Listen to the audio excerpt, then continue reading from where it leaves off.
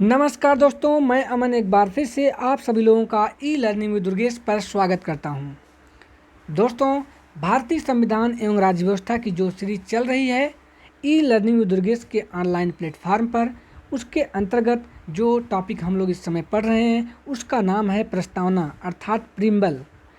प्रस्तावना के अंतर्गत हम लोगों ने 3 कक्षाएं प्रस्तावना की समाप्त कर चुके हैं। आज हम लोग प्रस्तावना का पार्ट 4 देखेंगे। प्रस्तावना की ये चौथी क्लास होगी दोस्तों। इस क्लास में हम लोग गणराज्य के बारे में देखेंगे, न्याय के बारे में देखेंगे और स्वतंत्रता के बारे में देखेंगे। इन तीनों शब्दों का भी उल्लेख भारतीय संविधान की प्रस्तावना में है। हम लोग एक एक शब्दों को देखेंगे कि इन शब्दों का अर्थ क्या है। इसके बारे में हम लोग व्यापक तरीके से अध्ययन करेंगे। इसके अन्य पहलुओं पर भी अध्ययन करेंगे जो परीक्षाओं के दृष्टिकोण से महत्वपूर्ण है। तो आइए हम लोग सर्वप्रथम प्रारंभ करते हैं गणराज्य। भारतीय संविधान की प्रस्तावना जो है इस प्रकार से शुरू होती है। हम भारत के लोग भारत को एक संपूर्ण प्रभुत्व संपन्न समाजवादी पंथनिरपेक्ष लोकतंत्रात्मक तक पढ़ चुके हैं। आगे है गणराज्य। तो गणराज्य के बारे में हम लोग देखते हैं। गणराज्य के बारे में मैंने इसके पहले वाली जो क्लास थी उसमें भी बताया, कई बार बता चुके हैं कि गणराज्य किसे कहते हैं। शायद आप लोगों को पता भी होगा। एक बार फिर से आज यहाँ पे गणराज्य के बारे में अध्ययन करते हैं। तो दोस्तों, हेड ऑफ नेशन राष्ट्राध्यक्ष।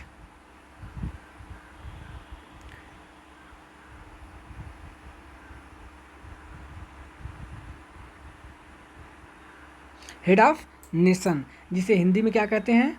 राष्ट्राध्यक्ष।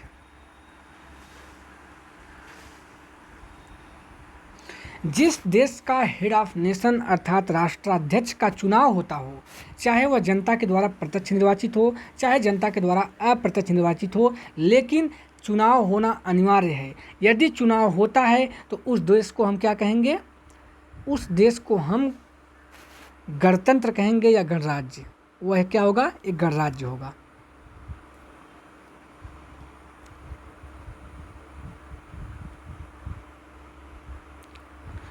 गणराज्य होगा। तो भारत भी एक गणराज्य है। क्यों? क्योंकि भारत का राष्ट्राध्यक्ष कौन है? भारत का राष्ट्राध्यक्ष जो है वह क्या है? राष्ट्रपति।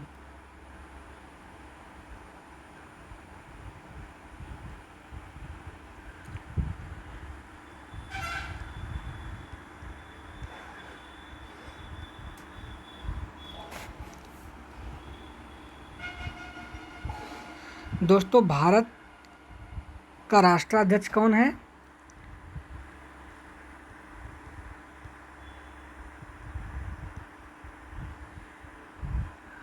राष्ट्रपति।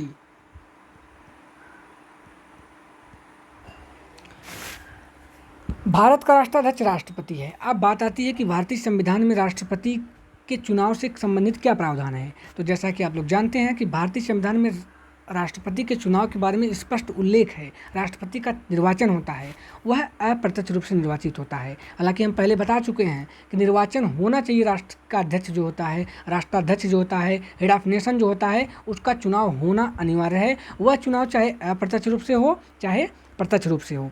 तो भारत के राष्ट्रपति जो है भारत का राष्ट्राध्यक्ष है। इसका निर्वाचन होता है कि नहीं? जी हाँ, होता है। कैसे? अप्रत्यक्ष रूप से। तो भारत कैसा देश है? एक गणराज्य। और गणराज्य कौन घोषित करता है? हमारे देश की संविधान जो है उसकी जो प्रस्तावना है उसमें गणराज्य अर्थात रिपब्लिक शब्द स्पष्ट रूप से लिखा हुआ है। दोस्तों, इस चीज़ को आप लोग ध्यान रखिएगा। भारत क्या है? एक गणराज्य है। जबकि अमेरिका भी क्या है? एक गणराज्य है। क्यों? अमेरिका का जो राष्ट्राध्यक्ष है उसका भी चुनाव होता है, लेकिन जो भारत के अलावा और अमेरिका के अलावा ब्रिटेन, क्या ब्रिटेन गणराज्य है? ब्रिटेन गणराज्य नहीं है दोस्तों। इस चीज़ को आप लोग शायद जानते होंगे। क्यों? क्योंकि वहाँ का जो सम्राट होता है वह पद कैसा है? सम्राट ही उस देश का राष्ट्राध्यक्ष है। ठीक, राष्ट्र का अध्यक्ष कौन है? राष्ट्र का मुखिया कौन है? हेड ऑफ नेशन कौन है? ब्रिटेन का वहाँ का सम्राट है। और सम्राट का चुनाव प्रत्यक्ष या अप्रत्यक्ष रूप किसी भी प्रकार से उसका चुनाव नहीं होता। वह पद कैसा है? वंशानुगत है, अर्थात वंश परंपरा के अनुसार उस पद पर लोग आते रहते हैं। वंश परंपरा के अनुसार का तात्पर्य यह है कि वहाँ का जो राजा है वह यदि उसकी मृत्यु हो जाती है तो उसका जो सबसे बड़ा बेटा होगा वरिष्ठ जो पुत्र होगा वही उस पद पर धारण करेगा। तो इस चीज़ को आप लोग समझ सकते हैं कि यहाँ पर वंशानुगत है, कि मतलब वंश के अनुसार क्रमशः ये पद पर लोग आते रहते हैं, कोई अन्य व्यक्ति उस पर आ नहीं सकता, बैठ नहीं सकता, इसलिए वह पद कैसा है, वंशानुगत पद है। और कौन सा पद, राष्ट्राध्यक्ष का पद।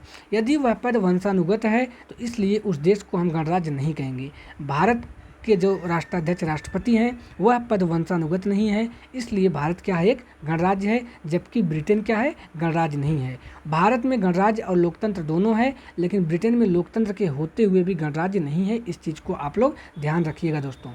चलिए, ये बात हुई भारतीय संविधान में जो गणराज्य शब्द उल्लेखित है उसके बारे में। आइए अब हम इसके आगे चर्चा करते हैं।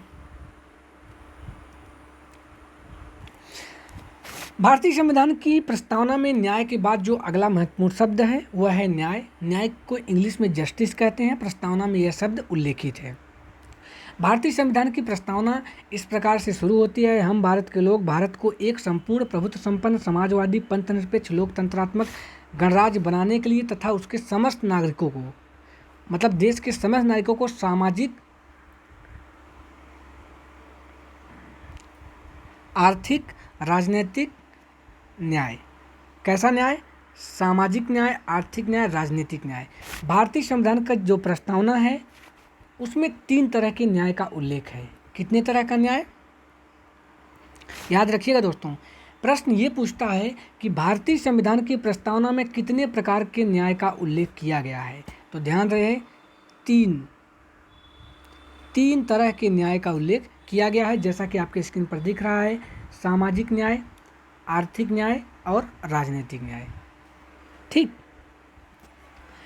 दोस्तों, सामाजिक न्याय। सामाजिक न्याय से तात्पर्य यहाँ पर यह है कि देश में समाज के जितने भी व्यक्ति हैं, समाज में जितने भी व्यक्ति हैं सभी को न्याय मिलेगा। कोई भी व्यक्ति बड़ा छोटा, अमीर गरीब नहीं है, सभी व्यक्ति समान हैं। सबके लिए एक समान नियम कानून है, सबके लिए स्वतंत्रताएं हैं। भारतीय संविधान में किसी भी प्रकार का समाज के आधार पर भेदभाव नहीं किया जाता। जैसे उदाहरण के रूप में हम लेते हैं अनुच्छेद 15। अनुच्छेद 15 क्या कहता है, धर्म, मूलवंश, जाति, लिंग, जन्म के स्थान के आधार पर विभेद का प्रतिषेध। अर्थात वह धर्म, जाति, लिंग, जन्म के स्थान के आधार पर जो विभेद किया जाता है उसका प्रतिषेध करता है। इस चीज़ का उल्लेख किया गया है। यही एक तरह से सामाजिक न्याय का स्पष्ट उदाहरण है दोस्तों। भारतीय संविधान के भाग 3 जो मौलिक अधिकार है उसके अनुच्छेद 15 में स्पष्ट रूप से ये बातें लिखी गई हैं कि कोई व्यक्ति किसी भी धर्म का हो, किसी भी मूल वंश का हो, किसी भी वंश का हो, किसी भी जात का हो, उसका जन्म कहाँ हुआ है, किस रंग का है, किसी भी आधार पर उसके साथ भेदभाव नहीं होगा। समाज में उसे समान रूप से देखा जाएगा, समाज में उसे किसी भी आधार पर भेदभाव नहीं किया जाएगा। भारतीय संविधान की प्रस्तावना इस बारे में, सामाजिक न्याय के बारे में उल्लेखित करती है दोस्तों। ये सामाजिक न्याय है, ये पहला न्याय है भारतीय संविधान की प्रस्तावना का। दूसरा न्याय है आर्थिक न्याय।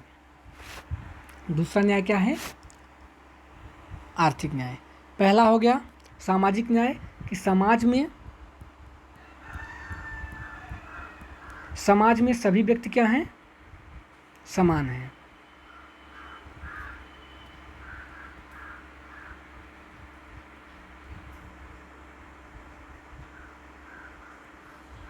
व्यक्ति समान हैं, इस चीज़ को आप लोग ध्यान रखिएगा।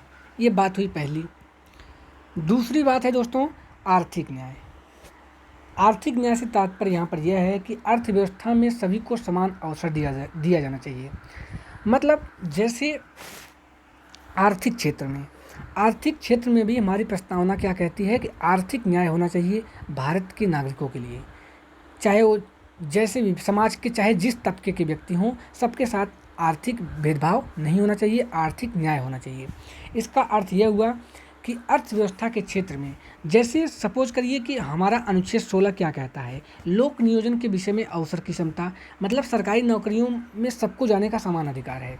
ठीक, अब सरकारी नौकरियों में जो पद हैं, वे जिस पद पे जो व्यक्ति है, वो चाहे जिस धर्म का हो, चाहे जिस जाति का हो, चाहे जिस क्षेत्र का हो, यदि वो भारत का नागरिक है, यदि वह इस पद पर है, चाहे उसका स्टेटस कुछ भी हो, उसे समान वेतन मिलेगा। समान कार्य के लिए समान वेतन, ये आर्थिक न्याय है दोस्तों। इस चीज़ को आप लोग ध्यान रखिएगा। ऐसा नहीं कि जो व्यक्ति बहुत पैसे वाले हैं, यदि वे किसी सरकारी पद पर जाते हैं और ये गरीब व्यक्ति यदि सरकारी पद पर जाता है तो उनमें वेतन में भेदभाव होगा, ऐसा नहीं है। आर्थिक क्षेत्र में भी उन लोगों के साथ क्या होगा, समान न्याय होगा। आर्थिक न्याय इसे कहते हैं दोस्तों। इस चीज़ को आप लोग ध्यान रखिएगा। ये अर्थव्यवस्था के बारे में बात कर रहा है। आर्थिक क्षेत्र में, ठीक,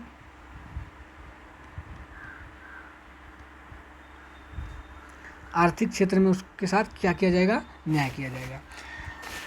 अगला पॉइंट जो है, अगला जो न्याय है वह है राजनीतिक न्याय। राजनीतिक न्याय से तात्पर्य यह है कि राजनीतिक अधिकारों में समानता। क्या दोस्तों, राजनीतिक अधिकारों में समानता।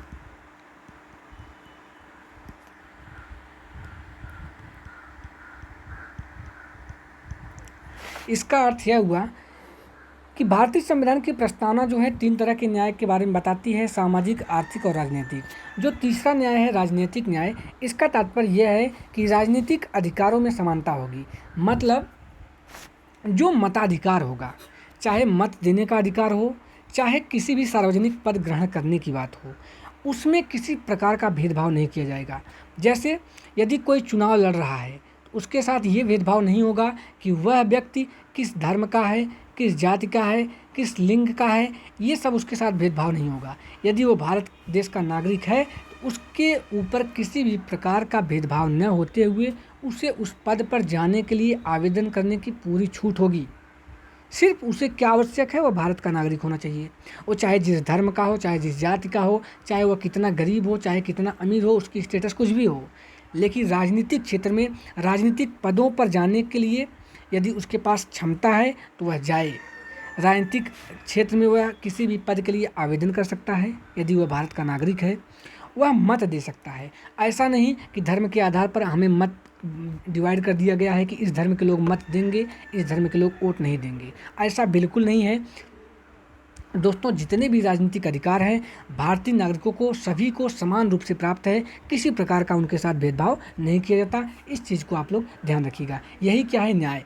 तो हमारी संविधान की प्रस्तावना जो है वो किस न्याय की बात करती है, सामाजिक, आर्थिक और राजनीतिक। भारतीय संविधान की प्रस्तावना में कितनी प्रकार के न्याय की बात होती है, 3 तरह के न्याय की बात होती है। इस चीज़ को आप लोग याद रखिएगा। कौन कौन सा न्याय, सामाजिक न्याय, आर्थिक न्याय और तीसरा राजनीतिक न्याय। तो इस तरह दोस्तों भारतीय संविधान की प्रस्तावना में ये क्या उल्लेखित है, 3 तरह का न्याय उल्लेखित है। इस चीज़ को आप लोग ध्यान रखिएगा। आइए अब हम इसके अगले शब्द की तरफ चलते हैं।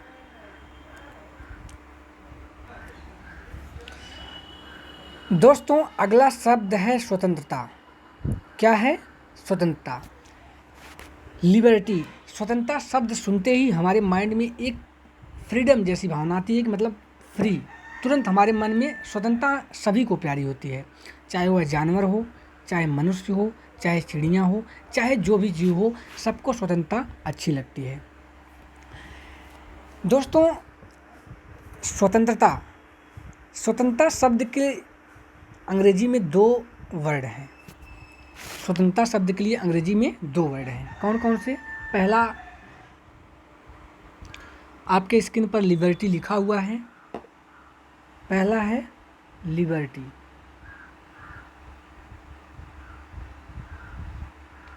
दूसरा क्या है, फ्रीडम।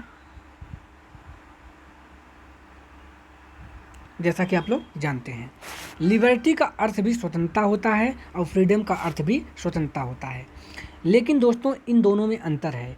कभी कभी प्रश्न पूछता है कि हमारे संविधान की प्रस्तावना में स्वतंत्रता शब्द के लिए अंग्रेजी का कौन सा शब्द प्रयोग हुआ है या प्रयुक्त होता है। तो वहाँ पे लोग कंफ्यूज हो जाते हैं, फ्रीडम है या लिबर्टी। तो आपको स्पष्ट रूप से बता देना चाहता हूँ दोस्तों, भारतीय संविधान की प्रस्तावना में फ्रीडम शब्द का प्रयोग नहीं हुआ है। इस चीज़ को आप लोग ध्यान रखिएगा। भारतीय संविधान की प्रस्तावना में लिबर्टी शब्द का प्रयोग हुआ है? किस शब्द का? लिबर्टी शब्द का प्रयोग हुआ है भारतीय संविधान की प्रस्तावना में।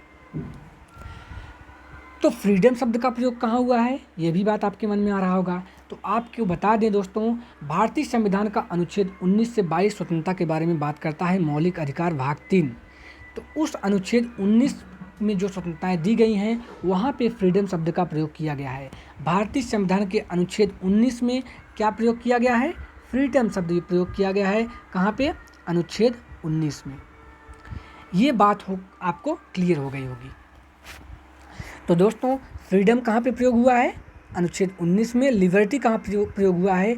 भारतीय संविधान की प्रस्तावना में स्वतंत्रता के लिए लिबर्टी शब्द का प्रयोग हुआ है। ये दोनों बातें आपको स्पष्ट रूप से मैं उम्मीद करता हूँ कि क्लियर हो गई होंगी। चलिए अब आगे बढ़ते हैं। बात आती है कि भारतीय संविधान की प्रस्तावना में कितने प्रकार की स्वतंत्रताएं प्राप्त हैं? भारतीय संविधान की प्रस्तावना में कितने तरह की स्वतंत्रताएं प्राप्त हैं? चलिए देखते हैं। भारतीय संविधान की जो प्रस्तावना है, जो लिबर्टी शब्द से उल्लेखित किया गया है दोस्तों, उसमें 5 प्रकार की स्वतंत्रताएं प्रयोग की गई हैं। ध्यान रखिएगा, कितनी स्वतंत्रताएं? 5। वो 5 कौन कौन सी हैं देखिए।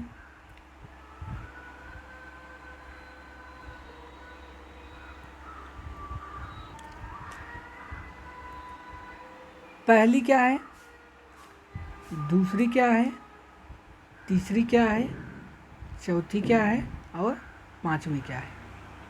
आइए देखते हैं। भारतीय संविधान की प्रस्तावना में पहला जो स्वतंत्रता है वह है विचार,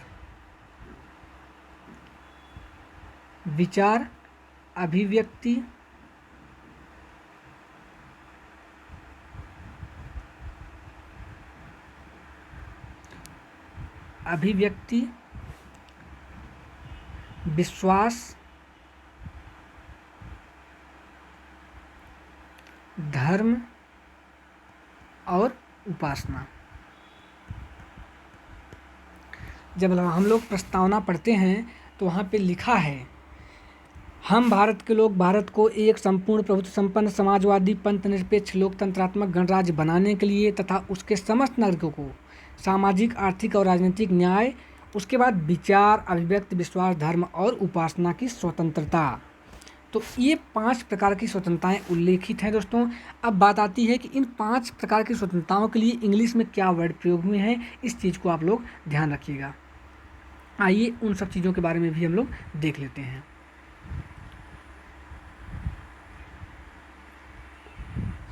विचार के लिए प्रयोग हुआ है ऑफ थॉट,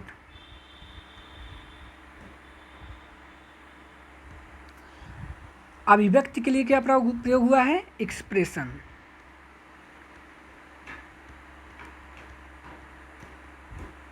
विश्वास के लिए ब्रीफ, उसके बाद धर्म के लिए फेथ और उपासना के लिए वर्शिप। ध्यान दीजिएगा दोस्तों, धर्म के लिए फेथ शब्द का प्रयोग हुआ है। किस शब्द का? फेथ, ना कि रिलीजन या रिलीजियस। इस शब्द का प्रयोग नहीं हुआ है। रिलीजियस शब्द का प्रयोग नहीं हुआ है धर्म के लिए। धर्म की स्वतंत्रता जो दी गई है प्रस्तावना में, उसके लिए दोस्तों फेथ शब्द का प्रयोग हुआ है। कौन सा शब्द? फेथ, इंग्लिश में। विचार, अभिव्यक्ति, विश्वास, धर्म और उपासना, of thought, expression, belief, faith and worship. दोस्तों, विचार के लिए ऑफ थॉट, अभिव्यक्ति के लिए एक्सप्रेशन, विश्वास के लिए ब्रीफ, धर्म के लिए फेथ, ना कि रिलीजियस, उपासना के लिए वर्शिप। ये बातें हुई स्वतंत्रता के बारे में। तो दोस्तों, आपको स्पष्ट रूप से पता चल गया होगा कि भारतीय संविधान की प्रस्तावना में 5 प्रकार की स्वतंत्रताएं प्राप्त हैं। विचार की स्वतंत्रता, अभिव्यक्ति की स्वतंत्रता, विश्वास की स्वतंत्रता, धर्म की स्वतंत्रता और उपासना की स्वतंत्रता। तो आइए अब हम ये देखते हैं दोस्तों कि भारतीय संविधान की जो प्रस्तावना है उसमें 5 प्रकार की स्वतंत्रता प्राप्त है। कितने तरह की? 5 प्रकार की। अब हम ये देखते हैं कि भारतीय संविधान का जो अनुच्छेद 19 है वहाँ पे क्या प्रयोग हुआ है शब्द स्वतंत्रता के लिए? फ्रीडम। वहाँ पे फ्रीडम अनुच्छेद 19 के लिए, ये चीज़ हम पहले बता चुके हैं। आइए उसी संदर्भ में अब देखते हैं कि भारतीय संविधान की प्रस्तावना में 5 प्रकार की स्वतंत्रता प्राप्त है, लेकिन भारतीय संविधान की जो अनुच्छेद 19 है, भाग 3 का अनुच्छेद 19, उसमें 7 तरह की स्वतंत्रताएं प्राप्त थी मूल संविधान में। कितनी? 7 स्वतंत्रता प्राप्त थी। कहाँ पे? अनुच्छेद 19 में। 19 में मूल संविधान में। ये कहाँ की बात हो रही है? मूल संविधान।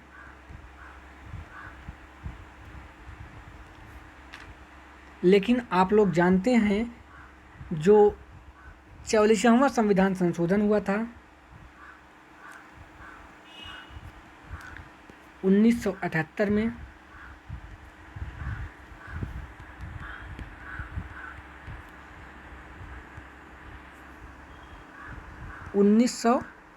में 44वां संविधान संशोधन जो 1978 में हुआ था दोस्तों, उसमें संपत्ति के अधिकार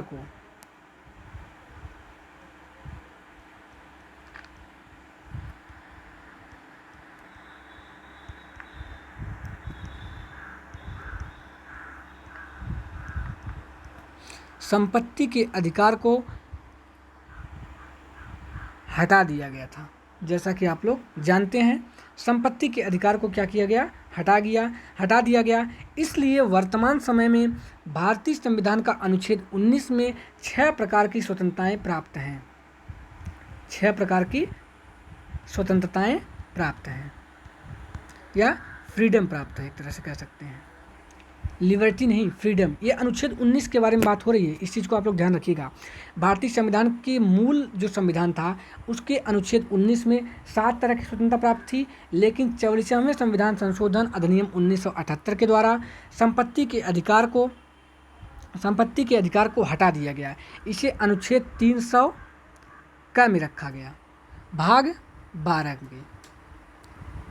12 के अनुच्छेद 300 क में रखा गया। किसे? संपत्ति के अधिकार को 40वें संविधान संशोधन को हटा करके। हालांकि जब हम लोग मौलिक अधिकार पढ़ेंगे तो इसके बारे में विधिवत चर्चा होगी, लेकिन यहाँ पे लिबर्टी शब्द जो आया है, स्वतंत्रता, आपको दोनों में अंतर पूरी तरह से स्पष्ट कर देना चाहता हूँ। कभी कभी बहुत कन्फ्यूजन होता है। तो दोस्तों इस तरह से यहाँ पर यह हमें समझ में आ गया, पूरी तरह से स्पष्ट हो गया कि भारतीय संविधान की जो प्रस्तावना है उसमें 5 प्रकार की स्वतंत्रताएं प्राप्त हैं। कौन कौन सी? विचार, अव्यक्त विश्वास, धर्म और उपासना की स्वतंत्रता। उसके बाद भारतीय संविधान का जो अनुच्छेद 19 है उसमें स्वतंत्रता शब्द के लिए फ्रीडम शब्द का प्रयोग हुआ है, जबकि प्रस्तावना में जो स्वतंत्रता शब्द है उसके लिए लिबर्टी शब्द का प्रयोग हुआ है। तो भारतीय संविधान का अनुच्छेद 19 में 7 स्वतंत्रताएं थी मूल संविधान में, लेकिन 44वें संविधान संशोधन 1978 के द्वारा संपत्ति के अधिकार को हटा दिया गया। इसलिए अनुच्छेद 19 में वर्तमान समय में 6 स्वतंत्रताएं प्राप्त हैं। और जो 44वें संविधान संशोधन के द्वारा अनुच्छेद 19 में जो संशोधन किया गया था, संपत्ति के अधिकार को हटाया गया था, बाद में उसे अनुच्छेद 300 क में और भाग 12 में रखा गया, जो वर्तमान समय में एक मूल अधिकार न होकर एक विधिक या कानूनी अधिकार के रूप में है। उम्मीद करता हूँ यहाँ तक पूरी तरह से आप लोग स्पष्ट हो चुके होंगे। आइए अब हम इसके आगे चर्चा करते हैं कि भारतीय संविधान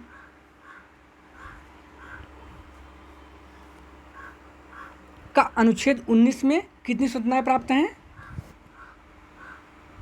7 थी, लेकिन वर्तमान समय में 6 हैं।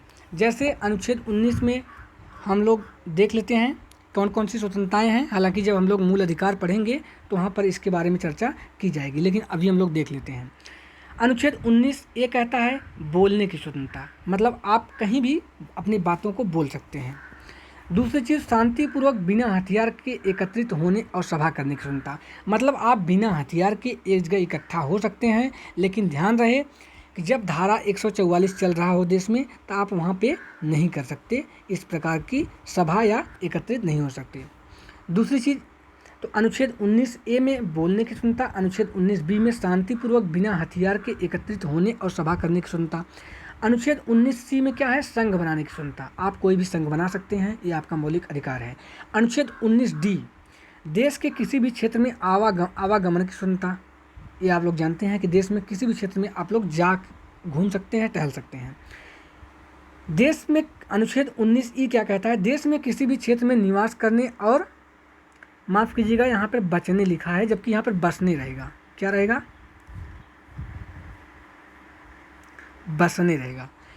देश में किसी भी क्षेत्र में निवास करने और बसने की क्षमता नहीं, स्वतंत्रता है।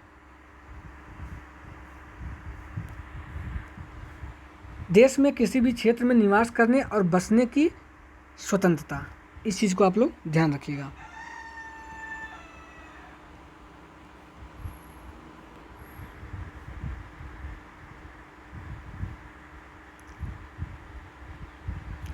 देश के किसी भी क्षेत्र में निवास करने और बसने की स्वतंत्रता, अनुच्छेद 19E में ये बात लिखी है कि आप किसी भी क्षेत्र में जाकर बस सकते हैं, निवास कर सकते हैं, ये चीज़ 19E में लिखा है, आपका ये मौलिक अधिकार है। अब ये रेड पेन से लिखा है संपत्ति का अधिकार, जैसा कि हमने बताया कि इसे 44वें संविधान संशोधन के द्वारा 1978 में इसे हटा दिया गया है। वर्तमान समय में ये भारतीय संविधान के में मूल अधिकार के रूप में नहीं है। बाद में अनुच्छेद 300 में भाग 12 में इसे रखा गया है। क्या है ये, विधिक अधिकार हो गया है, अब ये मौलिक अधिकार नहीं है, मौलिक अधिकार नहीं है, विधिक या कानूनी अधिकार है ये।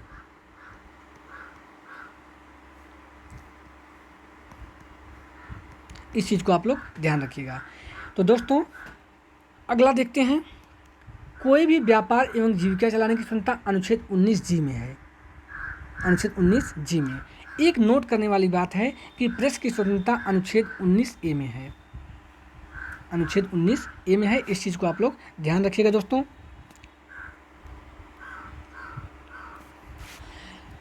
तो ये थी आज की क्लास।